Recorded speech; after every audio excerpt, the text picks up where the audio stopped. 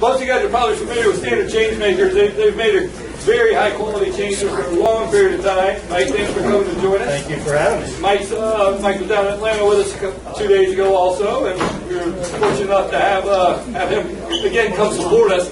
He has the Easy Pay system, which is a different alternative payment system. So I'm going to let him explain that to you, and then tell you a little bit about standards. Go right ahead, Mike. All right. Thank you, Michael. Thanks for having us. Well, good afternoon. Like Michael said, I'm Mike Enns with Standard Change Makers. I always like to do a little introduction to Standard Change Makers, kind of let you know how we started and where we are today. Well, Standard has been around since 1955. We actually started when you put in the 50-cent pieces and the dollar pieces. You put in a slot and you turn a crank, and 2 dimes and a nickel would drop out back when you could run a dryer for a dime, washing machine for 20 cents, and probably made more profit back then because we didn't have all the utility companies tapping in so much of our profit and our bottom line. But we started with that, and then we got into just standard $1 bill acceptance, $5 bill acceptance. Then in the late 1980s, we introduced our System 500, where we started taking $20 bills. And people looked at us like we're crazy. We're the first in the industry to take $20 bills. And they're like, ain't nobody going to spend, who's going to get $20 in quarters? Well, look at it today. I mean, look at the machines that we have in laundries today and how many people have issues with people coming in with $20 bills all the time and ching, ching, ching, ching, ching, 80 quarters coming out of the machine. Well, then we evolved from that. We had a lot of people saying, well, people were concerned about getting the $20 and all those 80 quarters back. So then we evolved into bill-to-bill, something that a lot of store owners, I think, have. We have a couple different models that work out well. We came out with these back in the mid-90s. We've got strictly just bill-to-bill, whether it be a front load or a rear load. And basically they can put in a $20 bill and get 4 5s back. And then that way your attendant, whatever, doesn't have to maybe keep as much petty cash on hand. You can keep the $5 bills in here and offer that back as an alternative to keeping a lot of that petty cash. We took it the next step, and then that worked out well, but a lot of people were maybe like, why can't we combine all that into one machine? So we do what's our BCX series, where now we can go in and we can program this accordingly. You put in a $20 bill, you get 2 5s, 5 1s, and $5 in quarters. There's a variation of how you can do that. You can do 3 5s and $5 in quarters. So we've always tried to be quite proactive when it comes to, like Jeff was sharing, proactive and trying to offer new products for our laundry customers and our distributors as Star Distributing. One thing that we saw was the industry also, I just want to tell you, we also very heavily involved in the car wash industry. So if any of you that maybe have car washes, I know a lot of times you find that a lot. And we have a lot of entry systems, etc. We have credit card machines that dispense tokens. A lot of locations, maybe they're doing token dispensing, etc. with credit card acceptance. We just introduced a new line on acceptance. A lot of people told us on some of our big machines, like, we can't make it through a weekend. We can't make it through a weekend without filling our change machine. We're hostage to our location. Well, we've come out, our highest capacity in the previous years was $3,200 in quarters. Well, now we've come out with a system for those people that are they're set on having quarters, up to $4,500 capacity in quarters. So that's a new model that we just recently introduced, $4,500 in capacity. It's got dual acceptors on it. It gives people that redundancy and what they're looking for. So again, that's something that we try to, again, continue to offer. We've had people ask for that. We try to continue to offer that. But one of the things that Jeff said is that we saw that the laundry industry was one of the few industries that was not taking credit card. And so we're like, you know what? There's a lot of great companies. Spider Wash is a great company. They brought a lot of great to the table as far as their credit card acceptance with coin laundries. We wanted to look at it. We wanted to think a little bit more outside the box in doing that. We thought, you know what, there's already a lot of great competition out there when it comes to putting the reader on the machines and doing that, as Jeff was sharing with Spider Wash. So they got a great system. So we thought we wanted to look at it a little bit different. So what we did is we come out with what's called our Easy Pay system. And we've got it back there in the back, so for sake of bringing it up here and then moving it back, I just thought I'd use my boards here, then anybody's got any questions can come back and ask. It's a little unique system. It's kind of a hybrid system. It's a multi-pay system. Again, when people come into your laundry and they're looking for an alternative way to pay, let's say they don't get paid on Friday, they got to do laundry today, it's Wednesday, and I just wish I could go somewhere and use my credit card, we've got that option. What they can do is they can come in. It is a central payment kiosk type system. What they're going to do is they're going to come up to this, they're going to select the machines that they want, and they're going to swipe their credit card to start those machines. Now, we're not wireless like what Jeff had mentioned. We are wired. So we do have to wire to each one of the machines. When we first started looking at it, we liked the wired system. We know there was going to maybe be a couple obstacles with that, but we just felt comfortable that we had a good connection with that. So what that does then is that sends pulses to those various machines and starts those machines. What's nice about it, on the front, Michael had mentioned that a lot of people are doing the extended cycles, the different wash selection packages. Well, what we have on our screen, we got 3 different options. In a lot of machines, you have a regular cycle, and then you've got a super cycle or a plus cycle or whatever you want to call it. Well, when it's laid out right here on our touch screen, and I have it back there on the unit to look at, a lot of the machines have, every one of them describes it just a little different. Well, in the front of ours, it gives them a couple options. It'll say regular cycle, $5, super cycle, $5.25.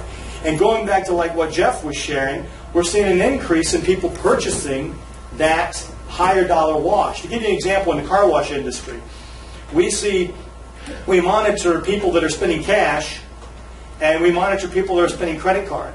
And the people that spend credit card spend 20% more on an average. They're buying the higher dollar wash. They're buying that because they're putting it on cash. They're not letting go of a little bit of their money. So we've seen that. So we got the credit card option. But then we thought, people walk up to a changer, they put in a $20 bill, they get 80 quarters, ching, ching, ching, ching, ching, ching, they get it out of the coin cup, some's dropping on the floor, etc. Then they walk up and they feed, money into the machine. Well, what we can do now is instead of putting that $20 bill into the change machine, for those people like the one young lady that was sitting up here that's talked about not many people use credit card, they can put that $20 bill in here now and start those 2 or 3 or 4 machines, and if it comes to $18, it's going to dispense back a couple dollars in quarters. So that gives them that second. Now what we're doing is we're not putting anything on the machine. For that average customer that's been coming into your store for years, they're still going to put quarters in this machine. Nothing here is changed at all.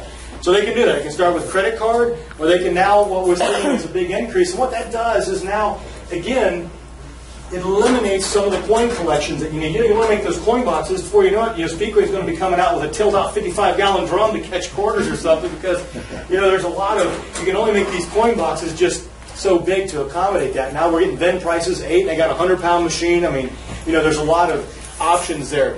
So then what we did is we say, okay, if we're going to go that far with it, let's just go one more step with it.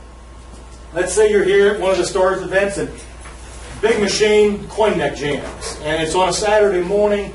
Maybe you've only got 4 80-pound machines. They're vending for $7, and you know how people do it. They get their quarters, they put them in their hand, they drop them on top of the machine where somebody spilled a half a box of soap over here, and they're flipping the quarters out in their hand, and then there's some soap and crud on there, and they're dropping some in the coin neck jams. Well, Susie comes in, who always comes to the laundromat. She always brings her own quarters. And she comes in, and they're like, well, I want to use this machine and the coin mix jammed on this one, and I don't know what to do. Well, she doesn't have a credit card, she doesn't have cash, but she's got quarters. So what we did is we then said, you know what, let's put a coin mech on our machine. So now, for those people that come in with quarters, the coin mech jams, whatever, it gives it that third level of redundancy, that multi-paying, where they can now insert coins into our central payment kiosk to start that machine. I've had some people say, well, Mike, I'm concerned people are going to start the wrong machine.